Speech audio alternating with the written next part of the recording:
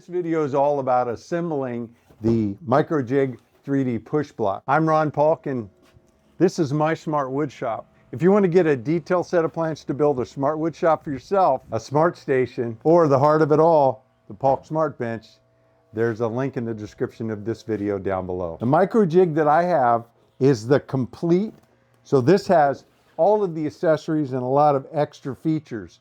In fact, on the other one that I have, which is exactly the same, there's some of the accessories that I have yet to use. This is the main part of the base, kind of the heart of the system, where everything attaches to, including the handle.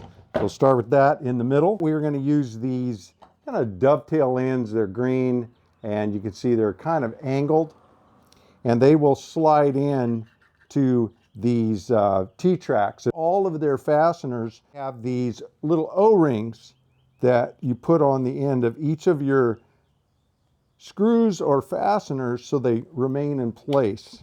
And that's it for that one. One down. We'll just repeat that process. With those two knobs attached, now this is adjustable from side to side. I have the 1/2-inch push and the 1/4-inch push that can go on either side. So I'll take the quarter, take the same screw here, and then there is a kind of a recess on this side. There's only two of them.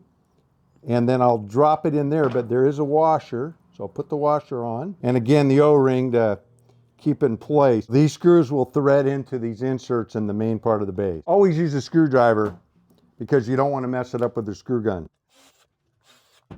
Now the other side, exactly the same thing with the 1/2-inch on the other side. So I have the complete system. I have this bridge set of handle mounts. This is where it'll vary. If you get the basic unit, you're going to be mounting the handle straight on there. 4 screws, 4 washers. Next up, I'm going to mount the handle on these bridges in that fashion.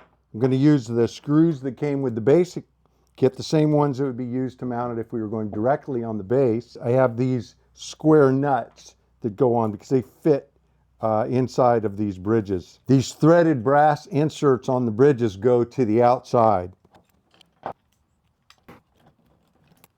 Now the bridge pieces are inserted and centered. I'll just tighten those up. Now I can set the adjustment on the handle, and it can be moved right, left, or turned so it angles one way or angles the other. Next, I'll put on this balancing foot.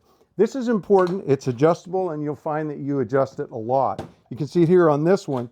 And so when you are pushing a piece of material through your table saw, if you're doing a wide piece, and you're pushing and you're putting all this grip portion right on top of your material, then this is all the way up flush. But if you have a narrower piece and you're pushing it through the saw, you want to have the push block so that it doesn't tip. Put it on your material, loosen these knobs, and then just push that down so it squares it up, and just tighten those up. No tools required. And now as you're pushing this through your saw blade, you're not going to get any tipping. That's another safety issue, and you're going to get a cleaner cut. Installing these is pretty straightforward. We're going to put our washer on, drop it in, and put on our little retainer. The screws mount right into these threaded brass inserts on either side. This next piece I'm going to put on doesn't come with the basic unit. Again, this is part of the complete system. And this is, if I were going to get the basic unit and add one upgrade, one accessory, it would be this. This is the 1/8-inch push block. I'm calling these push blocks because I don't know what they call them. We've got the big wide one in the middle, the 1/2-inch one, and the 1/4-inch one, and then I have the optional 1/8-inch one. I really like this because I can get tight to the blade, within 1/8 of an inch obviously, and it's really nice to make these 1/8-inch by 1/8-inch splines, and I can use them for 1/4-inch by 1/4-inch or wider because it just will allow me to go down to that 1/8. Whereas the standard one here is 1/4, so I'd be limited to 1/4 by 1/4. So this one, again, is going to go on the same side as the 1/4 in my application. Doesn't mean you have to assemble it that way. Because it's going onto the already existing 1/4-inch, then it's going to mount, it's got 2 sets of holes on it.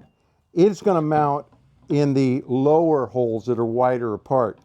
If I were replacing this side, and this can go directly on the body, then I would use the upper, just like all the others, screw, washer, O-ring retainer. I'm not using a screw gun to assemble because, you know, I wouldn't want to cross thread and mess up my threads. That's it. There are no extra parts and pieces. These all go to attach this other stuff that I don't have attached.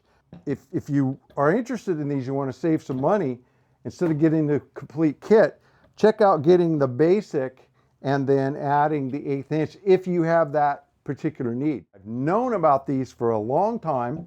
I've considered them in the past, but I'm really picky about the tools that I get because I want to have as few tools as possible. I make my own push blocks. I've shown you how to make these. They're pretty simple out of plywood.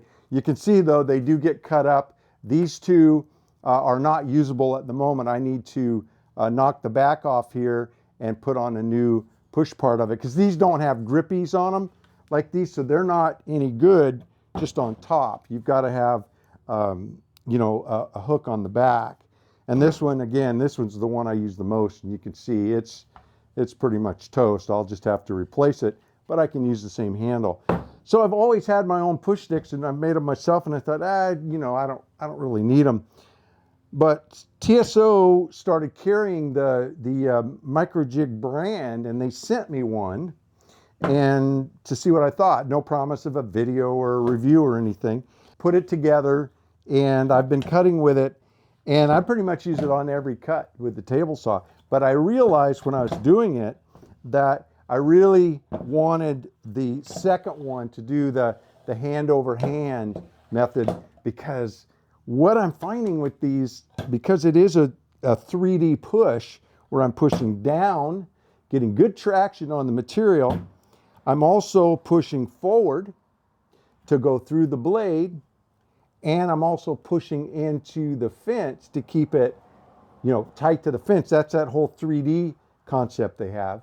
I've noticed that I'm getting better cuts than I was in my other way. So I'm getting, you know, more of a ready to glue joint with this, just because I'm realizing that when you push something through a table saw, you do get a little bit of movement. And if you can keep it tight to the blade and constantly moving, you're going to get a better cut. And I really think you can see it in these 1/8 by 1/8. These things are just absolutely perfect, and there's not any room for error. If you get off on these, you know, you're just gonna have to cut more. If you decide you want to get a couple of these Microjig grippers for yourself, I've put a link in the description of this video down below to TSO where you can get them.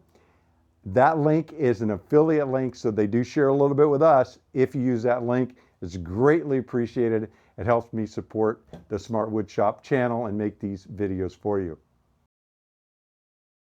You see this big, beautiful piece of plywood here?